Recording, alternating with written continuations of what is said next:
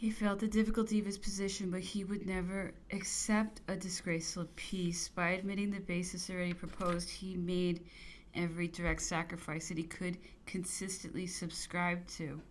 If any more required, they could only have reference to Italy and Holland. He was no doubt desirous of excluding the stadtholder, but if France retained her natural limits, everything might be arranged, nor would any insurmountable obstacles be thrown in the way. The hostile armies had continued their movements. The third part of France was invaded when the Duke of Vicenza received from the enemy's headquarters an authority to proceed to Châtillon-sur-Seine. The ministers of the allied sovereigns, Lords Aberdeen and Stuart for England, Count Razumovsky for Russia, Monsieur de Stadion for Austria, and Monsieur de Humboldt of Prussia likewise repaired to that town. The emperor was prepared, as I have stated, for the objection raised to Monsieur de Caulaincourt.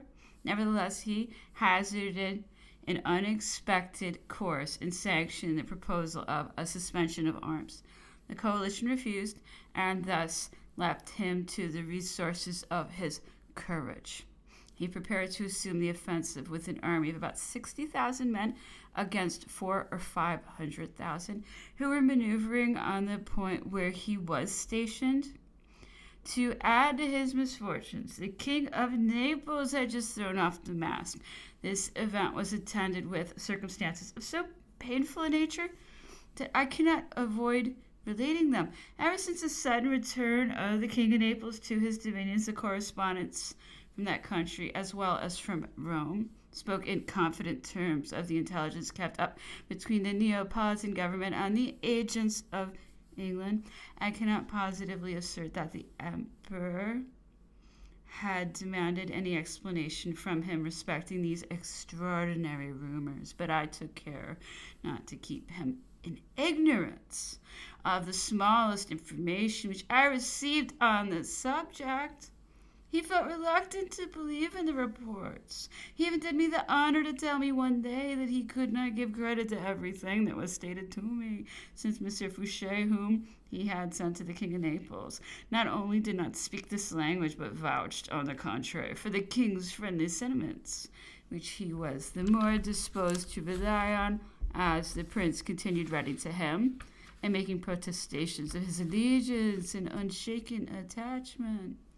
He is not gifted with much penetration, added the emperor, but he would be very short-sighted indeed if he could expect to remain where he is when I am gone, or when he shall have been wanting in duty to me, supposing I should triumph over my present difficulties.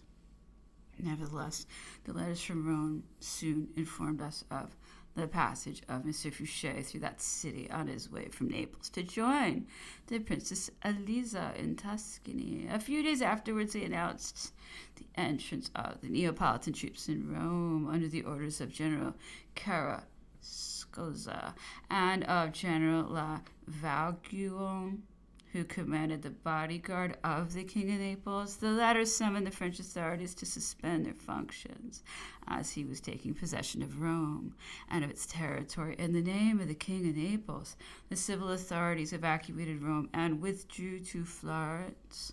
General Meolis, who commanded the garrison, shut himself up in the castle of St. Angelo with part of the troops which occupied the Roman states. The remainder took the road to Tuscany. General La Vauguyon, who acted a conspicuous part in this defection, is the son of an ambassador from France to the Spanish court under Louis XVI. The King of Spain gave hospitality to that family and loaded it with favors during the revolutionary storms. He had placed General La Vauguyon in his army when he was yet but a boy. This officer quitted the service of Spain in 1807, joined the French army after the Battle of Eylau, and solicited employment. He had no claim to the attention of the emperor, who nevertheless gave him the appointment of aide-de-camp to the King of Naples, then Grand Duke of Berg, restored to him a part of his family property, which was yet unsold, and granted moreover large sums of money to Monsieur de Carignan, because he was on the point of marrying a young lady of the family of La Vauguyon. The next year, Monsieur de La Vauguyon followed the Grand Duke of Berg to Naples, and by way of showing his gratitude to the emperor, he finished by placing himself at the head of the troops which were marching to attack us. The King of Naples did not confine himself to the occupation of Rome. He advanced from thence to Italy, united his troops to the Austrian forces which were attacking Prince Eugene, and was not ashamed to disgrace by such sacrilegious conduct the very cradle of his glory. This king was ambitious of being mistaken for a chevalier Bayard. He made great affectation of a straightforward conduct, was always in quest of danger, unsparing in his person, and even ambitious of attracting attention by the peculiarity of his costume. Never was any tragic actor bedecked in such accoutrement. He was not contented with the costume of Henry IV or of Tancreda. It was his daily employment to make out some novelty in dress. It was a great pity that a sister of the emperor, who possessed wit, beauty, and the talent of attraction, she desired almost against the wishes of her family to unite her destiny to that of a man whose merit and reputation were not of the highest orders at the period of her marrying him. This alliance had been the means of raising him to the throne, and yet he was not satisfied. What more could he wish for? What could he expect to accomplish by taking up arms against his benefactor? Events were now crowding upon us with great rapidity, and the emperor thought he could no longer remain in Paris. Previously to his departure, I had to confer with him respecting an application made to me for a passport by Monsieur de la Harpe, an old tutor of the Emperor of Russia, afterwards member of the Directory of the Helvetic Republic, who was desirous of going to Switzerland. I reported the circumstance to the emperor, who authorized me to grant the passport. Monsieur de la Harpe called upon me, and we had a long conversation together respecting Russia and his pupil. I did not disguise from him my opinion that he would see him on his way through Troyes, where the emperor would probably be on his arrival. I told him that the character of the war seemed to have reserved a splendid part for the Emperor Alexander to act, and presented him with an opportunity of offering peace on terms as generous as those he had himself received at Tilsit, when his affairs were in a desperate condition. He could not be ignorant that peace was anxiously desired by the country he had inundated with his soldiers, and none but a madman could suppose the Emperor Napoleon to be indifferent to the termination of the war. He no doubt mistrusted the language which the hostile armies had sent forth previously to making their appearance, but I, who was well aware of the sincerity of his desire to make peace, could only draw the worst inference from the unfriendly reception given to the Duke of Vincenza, since Europe had not forgotten the manner in which the emperor acted towards Alexander, when the latter, having crossed the Niemen after the Battle of Friedland, found himself under the necessity of suing for peace. I told Monsieur de la Harpe, amongst other things, that although I sincerely hoped I was mistaken, I could not but think that the Emperor Alexander had banished all generosity from his heart, that he had again adopted the views he entertained in 1805 when he took the lead in the aggression of which we had well nigh been the victims, and although he appeared to me to have frankly renounced them after the peace at Tilsit, there was reason to apprehend his having again returned to them. I added that previously to engaging in the War of 1812, the Emperor Napoleon had never ceased to declare that the Emperor Alexander, the desire which he felt in keeping up the harmony established between them, and in the situation in which the course of events had now brought him, he would assuredly not be the person likely to throw any obstacle in the way of an accommodation. Monsieur de la Harpe repelled the suspicion as derogatory to the Emperor Alexander's character.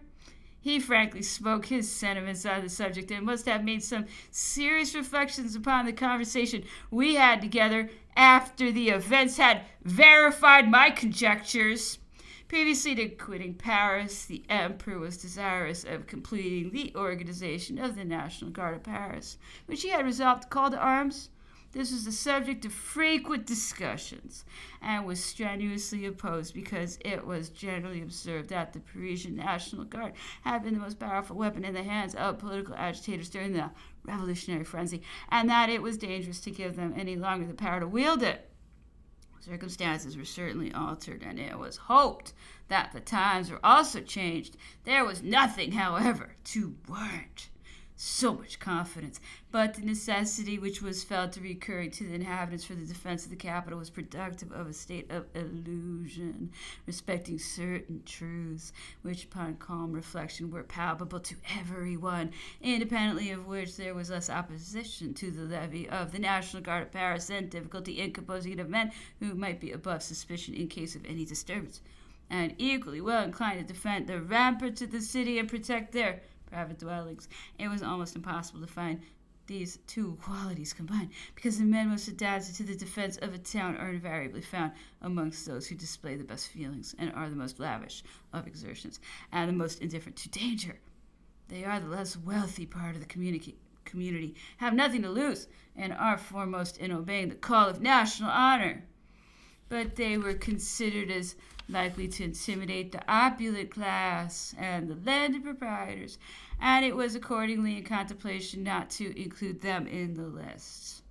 Opinions were so much divided that the emperor would neither renounce altogether the availing himself of a resource of which he stood in need, nor yet employ it until he had first heard the expression of every sentiment and considered the difference which that several opinions could not fail to bring to light. He accordingly called together a privy council, composed of the members I have already had occasion to mention, and who amounted to 18 or 20 persons. The emperor stated the question as to the necessity of calling to arms the National Guard of Paris, and allowed a free course to all the observations developed respecting the inconveniences which might result from again placing arms in the hands of that part of the population. The subject was much debated. All the acts of the National Guard during the remarkable periods of revolution were brought forward, and the general opinion prevailed that it ought not to be placed under arms.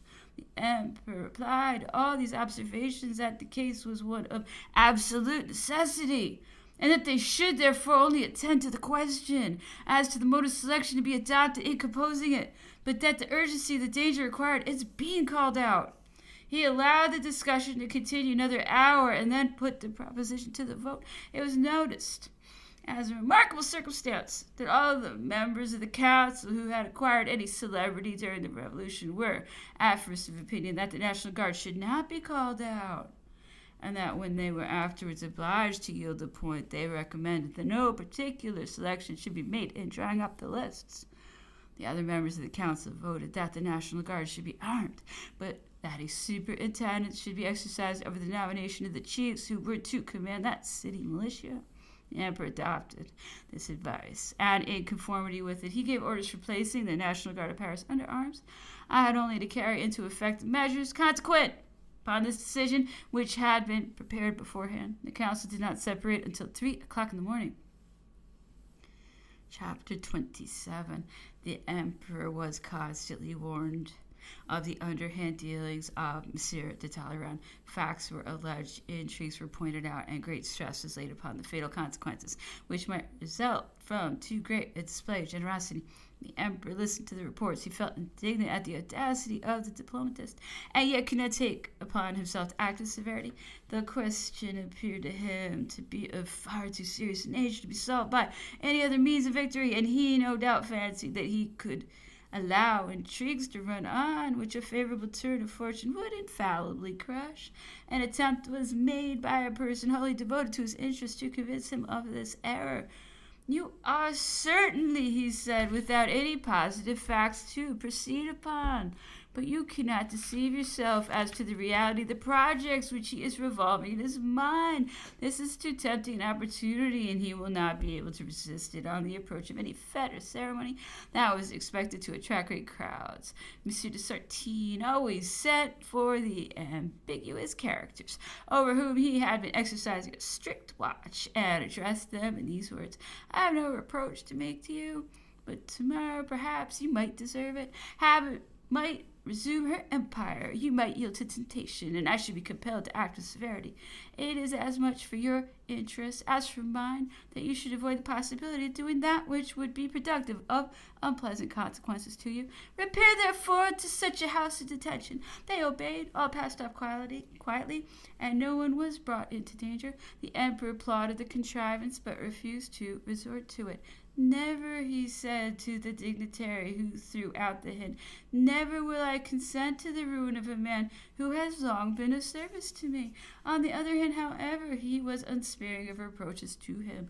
Mr. de Talleyrand was one day after Mass in the saloon with the Arch-Chancellor, the Prince of Neuchâtel, and myself.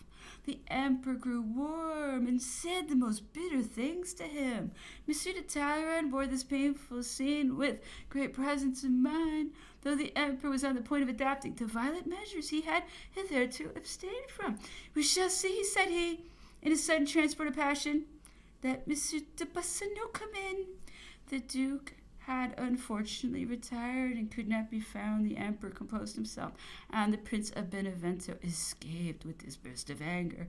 The sovereign had uttered severe words against him, and accordingly the reports thenceforward succeeded each other with greater rapidity. Not a day passed without some guilty expression reaching the emperor's ears. Matters had gone so far that on the day after the council was held relative to calling out the National Guard, a stock exchange rumor was brought back to him, which had occasioned a rise in the funds. The report was current that immediately after the breaking up of the council, it had been said that Mr. de Talleyrand's hotel had none but Jacobins, had opposed the arming of the citizens of Paris, it having been their intention to renew the scenes in which they had formerly taken the lead. This expression might have been uttered, but assuredly not by Monsieur de Talleyrand in the circumstances under which it was ascribed to him. I felt anxious to ascertain the fact that it was proved that at 3 o'clock in the morning, the hour of his return, there was no one in his hotel, that he went to bed immediately, and that the stock exchange was shut the next day before his bed curtains had been drawn. After the scene I have just related, Monsieur de Talleyrand was no longer warranted in expecting any favor from the emperor. He consigned his papers to the flames, removed everything that was calculated to expose him to danger, and redoubled his exertions to escape the fate to which his intrigues were likely to expose him. The emperor remained 10 or 12 days longer in Paris for the purpose of receiving the oath of allegiance from the officers of the National Guard. The ceremony took place in the apartment called the Saloon of the Marshals. During Mass, Madame de Montesquieu, who was the governess of the King of Rome, received orders to carry the young prince to the emperor's apartment. She obeyed. Divine service went on, and when the emperor was on the point of quitting the chapel, he again sent orders that the child should be brought to the door of the saloon adjoining that of the marshal, and into the latter apartment at the moment of his entering it himself. On his return from the chapel through the opposite door, when Mass was over, the emperor retired with the empress, who on other occasions generally preceded him. He entered the saloon of the marshals. The opposite door opened at the same moment, and Madame de Montesquieu walked in with the young king in her arms. Everyone was taken by surprise and at a loss to know the meaning of what was now going forward. The emperor had the child placed on the ground, and taking him by one hand, whilst the empress held the other, he advanced into the circle of officers of the National Guard who lined the saloon of the marshals. From the novelty of the sight and the respect which it could not fail to inspire, the most perfect silence pervaded the assembly. The emperor spoke as follows: "Officers of the National Guard of the city of Paris, I am pleased at seeing you about my person. It is my intention to take my departure this very night and place myself at the head of the army.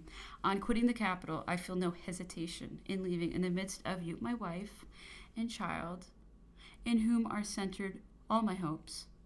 I owed you this mark of confidence in return for the many you have so constantly given me during the eventful periods of my life. I depart with a mind free from uneasiness, knowing that they are under your protection. I leave with you and commit to your care what, after France, is dearest to me in the world.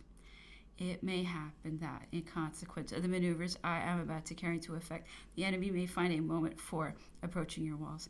Should such an occurrence come to pass, recollect that it can only be for a few days, and that I will soon come to your assistance.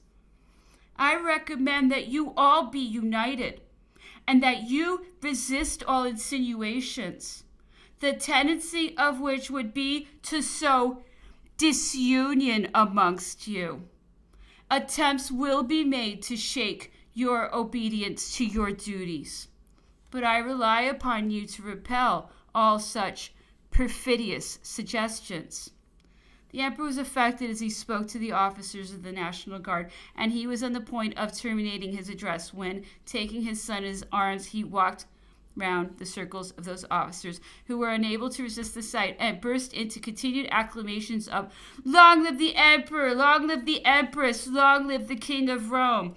He remained a long time with them after the Empress and the King of Rome had retired to their apartment and could entertain no other feeling but those of satisfaction and hope when he beheld such a burst of enthusiasm.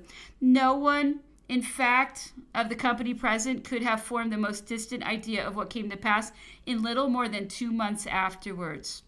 The emperor's circle that night, which was the 21st of January, 1814, was composed of the company who enjoyed the favor of private admission. He withdrew at an early hour, saying to those who were near him, "Farewell, gentlemen.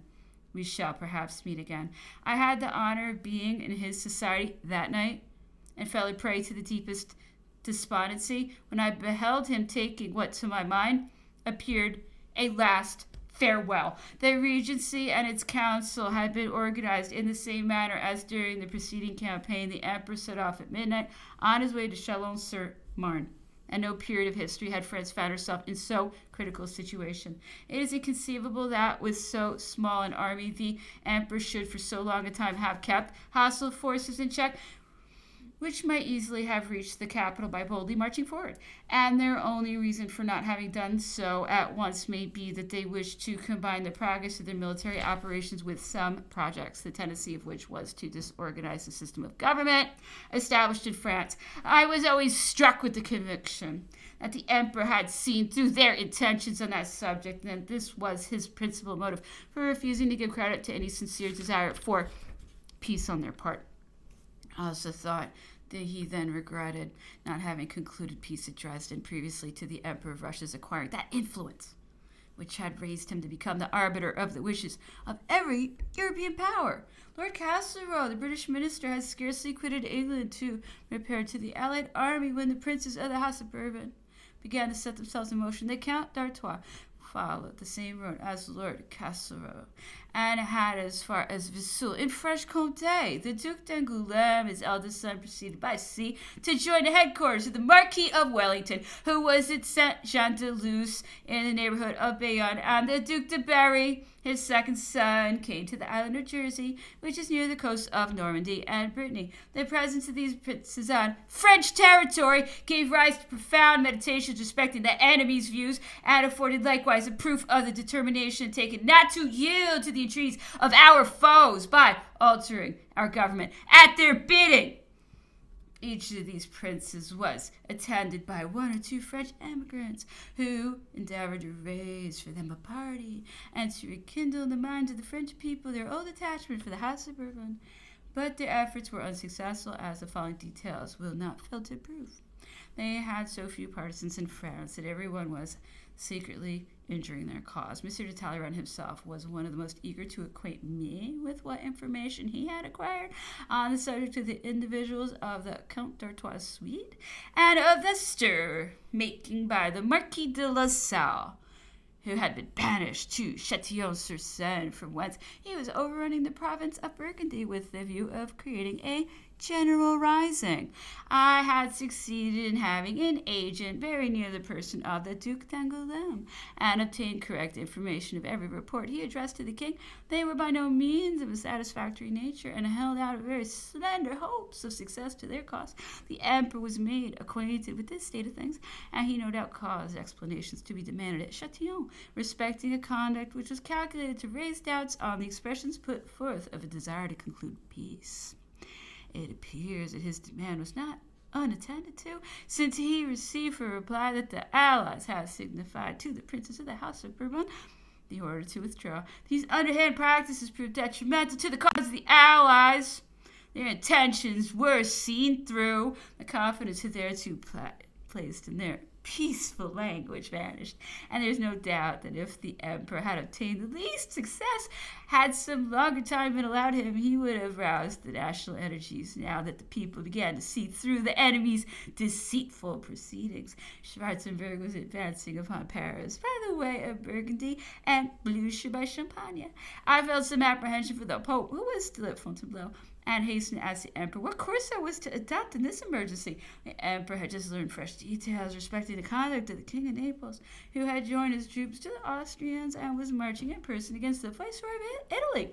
He ordered me to send the pope and cardinals back through the countries already occupied by the allies, and to write to the viceroy of Italy, as well as Prince Borghese, to acquaint them with this arrangement. The Holy Father passed through the province of Berry in the towns of Toulouse, Avignon, Grenoble, and Chambéry. The cardinals followed in his suite. The whole cortege was handed over to the Austrian advance post in the vicinity of Parma and reached Rome just in time to drive out the Neapolitan authorities. Sound policy dictated this measure, which ought to have been adopted 2 months before. Chapter 28. The emperor, on arriving at Chalon, had ordered an immediate attack upon the Prussian army, which was advancing by the road of Toul, and had driven them beyond Saint-Dizier. During this movement, however, the Austrian and Russian army, which was also advancing by the road of Troy, proceeded as far as the conflux of the rivers Yonne and Seine, crossed the former by the bridge of Montereau, and pushed forward a corps of 8,000 men to the town of Fontainebleau, of which it took possession. The troops withdrawn from the army in Spain were fortunately on the point of arriving. They received an order to pass through Orleans and Etampes, so as to fall in with the Paris road at Fontainebleau. The enemy, however, did not wait for them, but traced back their steps. After penetrating beyond Saint-Dizier, the emperor set his right wing in motion with the view of falling upon the rear of all the troops that had marched towards Paris through the province of Burgundy. The enemy had likewise made a movement with the intention of coming up with him, and a very severe attack took place at Brienne, which was carried but almost immediately retaken by the enemy. Some disorder took place, which was followed by the burning of Brienne, according to the Russian fashion. The resistance experienced at Brienne occasioned a loss of time to the emperor, which he hoped to have bestowed upon other operations. The corps of General Blucher had been reorganized. It was still in good condition, and again marched to Chalon, where it took the old road leading to Paris by Étages and Montmirail. This movement compelled the emperor to draw near to the river Seine in order to afford better protection to one of his flanks.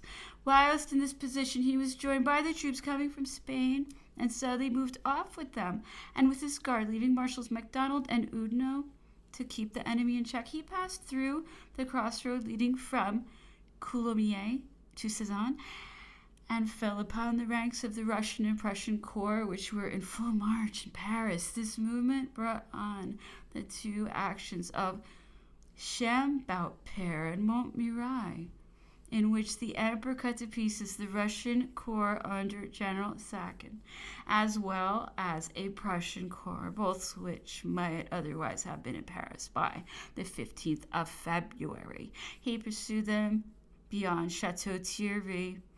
10 or 12,000 men were taken prisoners on these two occasions and brought to Paris. The population of the country where the engagements had been fought wreaked their vengeance upon the enemy's stragglers and put a great number to death. Had it been possible to distribute arms, there is no doubt that similar scene would have occurred from one extremity of France to the other. The enemy withdrew from Chateau Thierry, partly towards Epernay, from whence they reached Chalon, and partly towards Soissons, which had just been carried. The enemy's troops, which had crossed the Rhine towards Vaissal and Cologne, penetrated through Belgium, entered France by way of Liège and Beaumont, and were advancing through Rethel, Reims, and Soissons. The emperor had issued orders for placing the last named town in a state of defense, though it had ceased for upwards of 2 centuries to be considered as a place of importance in a military point of view. The ramparts had been hastily lined with some pieces of cannon drawn from La Fère, and by means of a few palisadoes it had been placed in a respectable attitude of defense. But an evil spirit was already infusing itself in our armies. Wherever the emperor's presence was wanting, we were no better than those armies we had so often driven like clouds of dust before us. The enemy approached the Aisne and summoned the town of La Fère, which actually surrounded under the unaccountable pretense that it was not a fortress but a school of artillery, and ought not to expose the inhabitants or their properties to danger by a defense which was not to be expected from a town of its class and condition. The enemies found in it sufficient warlike resources to enable them to capture Soissons, which they carried by main force, and gave up to the most dreadful plunder. This event greatly thwarted the emperor's views. He immediately advanced in the direction of the town. As he happened to be in its vicinity, replaced a garrison in it with some pieces of cannon, and proceeded at once by forced marches to outflank the right of the enemy's grand army, which had made a forward movement as soon as it had learned the emperor's departure for Montmirail. The two marshals who were directed to keep that army in check had prudently determined to retire without exposing themselves to unnecessary danger. The emperor overtook them near Provins, ordered an attack upon Montsereau-sur-Yonne, carried it by main force, and caused the bridge to be restored, and the enemy to be vigorously pursued on the road to Sens. In the meanwhile, the corps of Marshal Victor, which in consequences of the direction given to it, was arriving at Bray-sur-Seine, Villot-Nochon, had orders immediately to cross the river and move on the high road to Sens, which was already covered with the enemy's retreating columns. There is no doubt that if this corps had carried its instructions into effect, the enemy's grand army would have been thrown into a most dreadful disorder and have lost a considerable number of prisoners. The officers of their town staff have since admitted it, adding that some doubt had been entertained for a moment as to whether directions would not be issued for drawing nearer to the Rhine. When, however, it was found that the French troops which were to act upon the upper Seine did not cross the river, the determination was taken to give up the idea of retreating, and the army was restored to proper order. I have been informed that at this time the Emperor Alexander received at his headquarters a fresh deputation of traitors, such as are unfortunately always to be found in a city like Paris, but that he had hesitated to pay attention to the objects submitted for his information, so odious did they appear to him. Why did not the corps of Marshal Victor do its duty? Unquestionably not through any evil intention, but it may be said without contesting any of that marshal's good qualities, that he was probably not well aware of the enemy's position, and consequently not sensible of the importance of the service he had it in his power to render by carrying his troops rapidly across the Seine. On the line of the enemy's retreat, he would have decided their retrograde movement, whereas by suspending his own movement, he prevented the retreat of the enemy and paralyzed the emperor's operations. Some allowance should also be made for the general lassitude which pervaded all ranks and created a feeling of indifference to everything. It was no longer a question what might be done, but how long a political agony might last, the remedy to which appeared hopeless. This inactivity of Marshal Victor's corps greatly vexed the emperor, who openly gave vent to these expressions. I am no longer obeyed. I am no longer feared. I ought to be everywhere at one and the same time. That occurrence was productive of a still more fatal consequence, not only inasmuch as it destroyed the effect of the offensive movement in which the marshal's corps acted a conspicuous part, but also because the emperor had so few opportunities left for combining other decisive operations, as to make it still more subject of regret that the corps had not been confided to more skillful hands in the favorable moment which had just been suffered to escape. The failure of this enterprise on the upper Seine bore the stamp of our inability to act, since the last resources at our command had been employed in it. No time was lost, therefore, in concluding an armistice which only stipulated for a few days' duration. And as there could not be discovered any necessity on the part of the enemy for agreeing to such a measure, fresh hopes of peace began to revive. We are prone to believe in the success of an object we have much at heart, and peace was therefore loudly called for on all hands. I have heard it stated by the French general officer who was commissioned to regulate the conditions of that armistice that if he had received full powers to treat for peace, he would have obtained the limits of the Rhine and the Alpine mountains for boundaries. During the interval, this armistice care was taken to bring back to the standards the young stragglers who had wandered in their columns during the incessant movements occasioned by so many forced marches. All those that were in the depots were also collected, and the different branches of the service which had fallen into confusion were reorganized as well as circumstances would permit. It is proper I should now revert to the then existing political state of the metropolis. We reached the beginning of March, and our troops extended as nearly as possible to the river Oise on the one side and the Alba on the other. This occupation of the French territory by foreign troops had forced into Paris a prodigious number of people.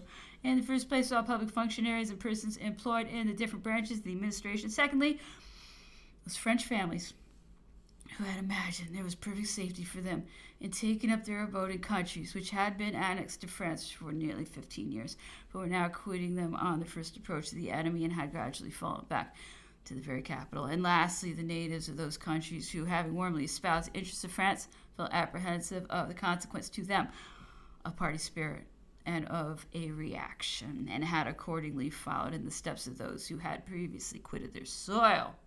The feeling of terror which it was found impossible to remove from the minds of those who had given way to it, had been productive of a contagious effect upon many others who had also fled.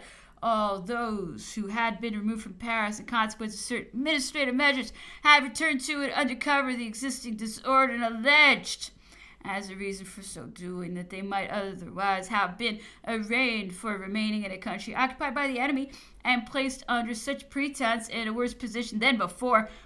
This was the motive of the Archbishop of Mechlin for quitting his diocese, and he was justified in urging it, since it became a matter of necessity for him to adopt that course, whilst the individuals who had been banished from Paris were returning to it.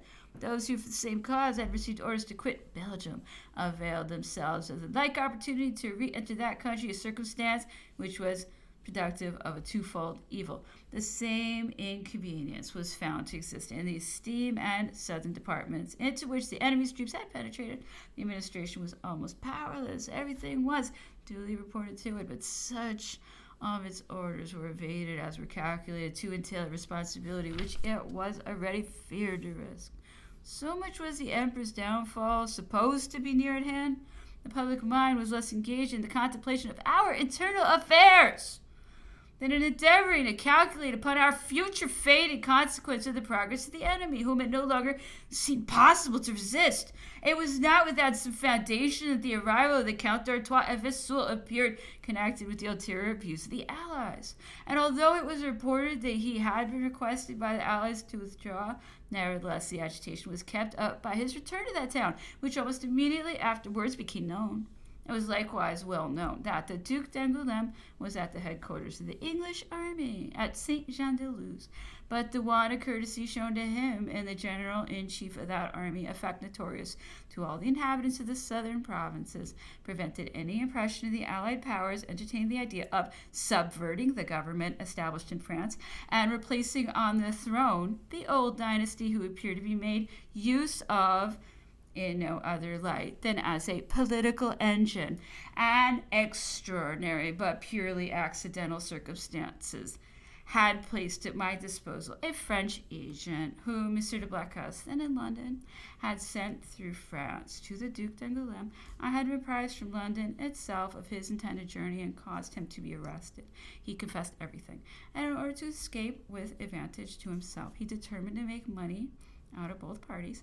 I allowed him to go and come as often as he pleased, attaching, as I did, much more importance to any news relating to the Duc d'Angoulême than whatever he might report to the Duke from the interior of France. This could be of very little service to a prince who had no other resource than what the enemy army presented to him. Through this channel, I became acquainted with the greater part of the reports addressed by the Duc d'Angoulême to the king in London, where he still resided. And as I could have no reason to suspect his imposing upon him, those reports proved to me how slight were the Duc d'Angoulême's hopes of success, and how little flattering was the reception he met with in every corner, not excepting Lord Wellington, the general-in-chief. By the same reports, I learned that Messieurs Revez and Launay were apprehensive of waiting on the Duc d'Angoulême in the open day, and that if Monsieur de la Roche-Jacquelin had not clandestinely introduced them through a window in the night time, they would not have ventured to present themselves. My reliance upon those reports was founded upon the circumstance of Lord Wellington himself having stated at Saint-Jean-de-Luz, in allusion to that Duc d'Angoulême, that he had received no instruction from his government to foment a civil war in France, that he never should promote by his assistance any plan which would expose the people to the severest misfortunes, the less so as negotiations were still going on at Châtillon, but that if a peace did not follow the suspension of arms, the emperor should then be vigorously assailed on all sides. I invariably allowed the reports directed from Saint-Jean-de-Luz to the king in London to reach their destination after taking copies of them, which I transmitted to the emperor. The calamities of war were deeply felt throughout France, but the public tranquility remained undisturbed. Everything was patiently expected from the course of events, which it was found impossible to arrest. In Brittany, and even in the western departments, no attempt had been made to disturb the order of things which had existed since the close of the Civil War, or the obedience due to the government. Nevertheless, the Duc de Berry was at Jersey, near the coast of Brittany. And as there had been for a long time a system of espionage organized between St. Malo and the islands under the dominion of England, there were means of ascertaining whatever might be contemplated in behalf of this prince by the old leaders of the royalist party in that province. But although it appears from what afterwards came to my knowledge that the chief commissary of police had long since betrayed the trust reposed in him, he failed to create any internal commotion in this, as in every other part of France. The issue of events was patiently expected, and no desire was felt to run into additional dangers until it should be known with what probability of success a fresh enterprise might be attempted.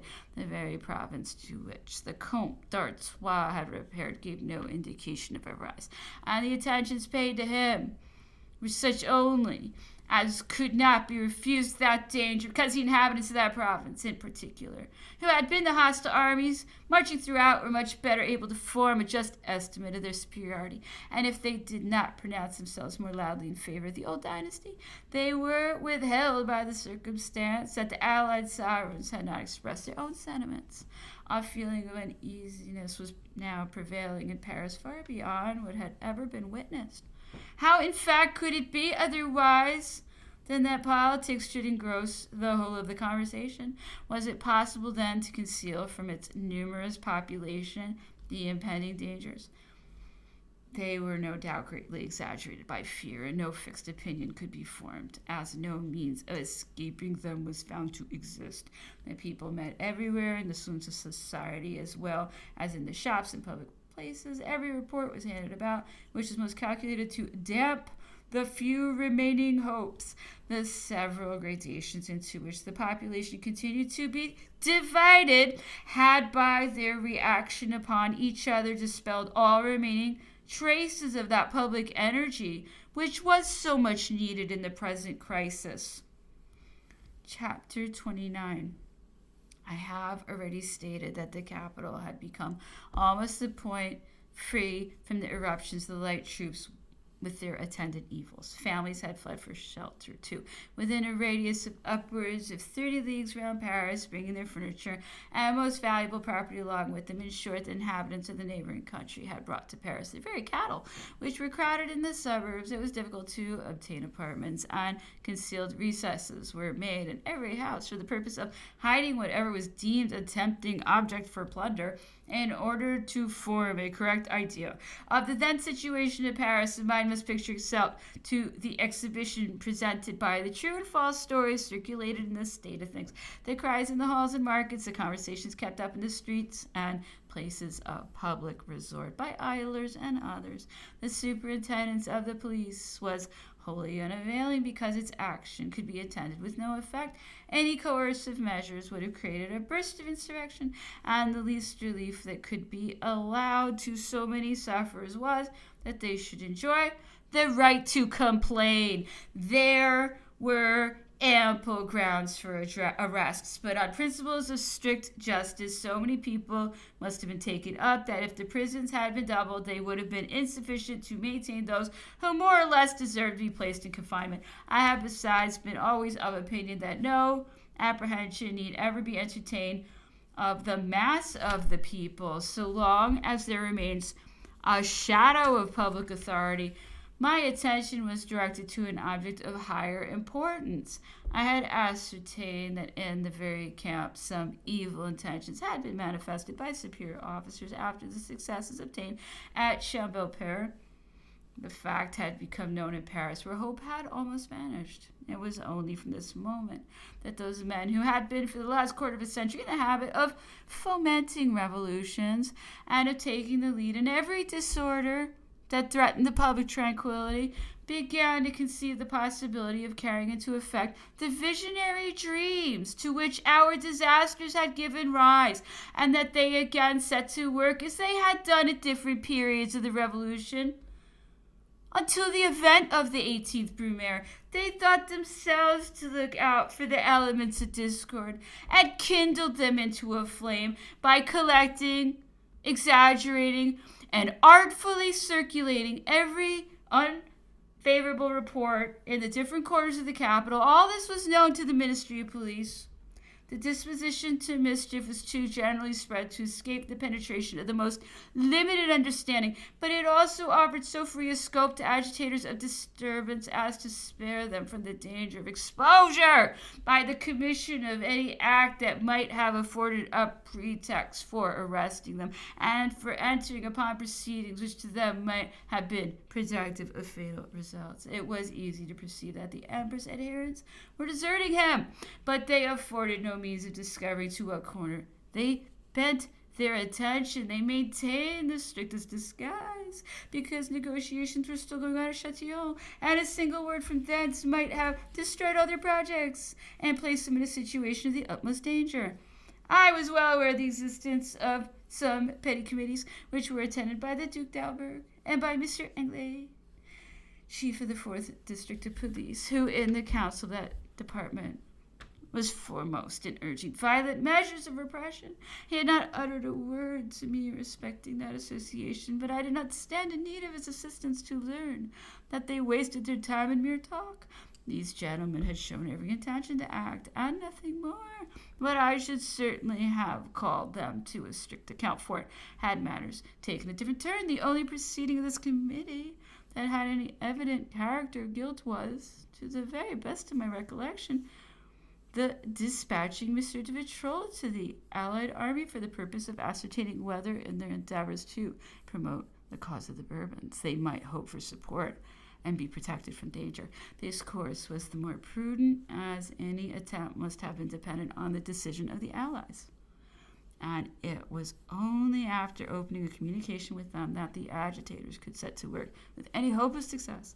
I was of opinion that Monsieur Anglais had only entered into the association with the view of divulging to me his plans. If Monsieur de Vitrolles had brought back an unfavorable answer or availing himself of any personal advantage, it might have afforded him in the contrary case. Monsieur d'Alberg had previously sent his private secretary to the Russian army, where he was to meet Monsieur and General Jomini, with whom the secretary was intimately acquainted. He went to the Russian general west of Frankfurt on the Main and advanced with the hostile army until the moment of its crossing the Rhine. I was informed of his return and sent for him when he related many circumstances which, without being entitled to the most unbounded credit, enabled me nevertheless to discover that the army had it again in contemplation to organize regular communications with Paris. I did not fail to notice, however, that Monsieur d'Alberg's secretary, who had quitted the Russian headquarters before Lord Castlereagh's arrived, discredited the existence of any plan in favor of the House of Bourbons,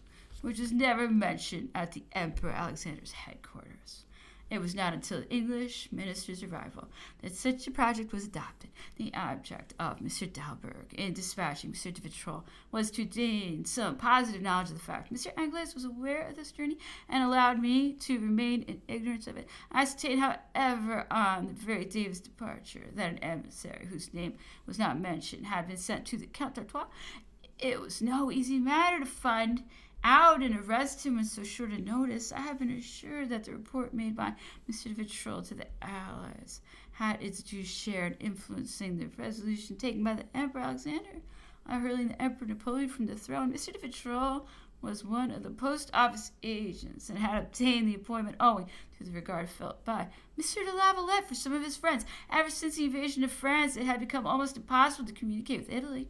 With the army, the viceroy was still stationed. Relying upon the gratitude of Monsieur de Vitrolles, it had occurred to Monsieur de Lavalette to entrust him with the mission of organizing a regular communication with Italy through Switzerland and the rear of the hostile armies.